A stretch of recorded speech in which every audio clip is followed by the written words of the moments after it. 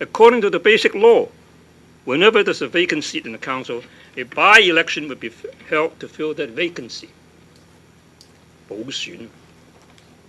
Somehow, the by-election has become a de facto referendum on electoral reform, the major plank of which is the abolition of the Latin boroughs, otherwise known as the functional constituencies. None of us in this room needs to be edified on what the hypocrisy of and the reason for the FC to be part of the council. Nonetheless, it would be folly not to be reminded that the FC perpetuates the imbalance between the powers that be, whether political or economic, and the hoi polloi, the masses, the unwashed. It is not so subtle real-life practice of what the late George Orwell writes in his 1945 novel, Animal Farm, where all animals are supposed to be equal. Only some are just more equal than others. Any person with at least a modicum of common sense or fairness cannot but agree that the FC is and always will be a millstone around the neck of those fighting for eventual true participatory democracy for Hong Kong. Be that as it may, some pan-democrats, this ingenious tactic of having a handful of legislators resign and then run for the vacant seats in a by-election, the result, benchmarks for which they did not bother to set or disclose. They say it would be a referendum on the abolition of the functional constituencies. First of all, a referendum is defined mostly as a popular vote to approve or reject a law that has already been enacted.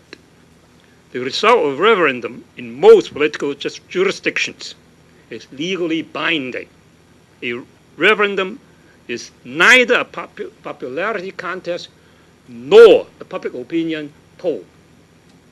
Don't be confused by that. I mean, you don't mess around with referendum.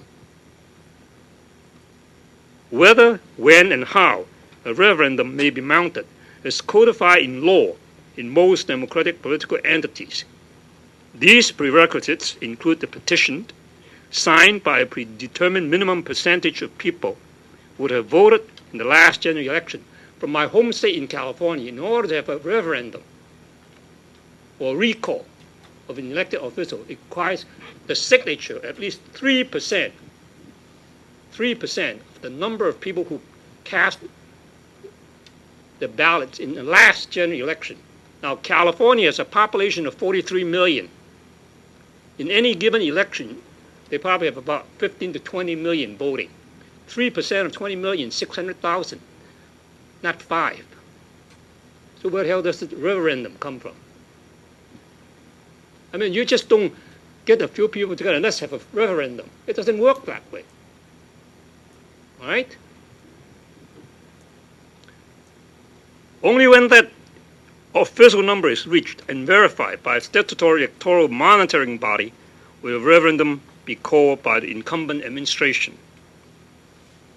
The result of such a referendum, if approved by a simple majority, would then be binding to be acted upon by the government.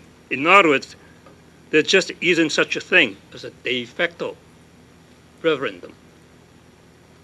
Typical of LSD's go-for-broke, off-the-wall tactics to attract media attention, the League in its publicity drive chose to call it a de facto referendum and, quote, uprising, end quote, to rid of the FC. Hey. To say that the word uprising really roiled Beijing's ire would be a gross understatement. Big Daddy up north and his surrogates in the SAR got appropriately indignant over what they considered the LSD's call for the overthrow of the central government. LSD can be labeled many things: wingnuts, opportunists, loudmouth, grandstanders, and many more. But they hardly deserve or have earned the moniker of revolutionaries.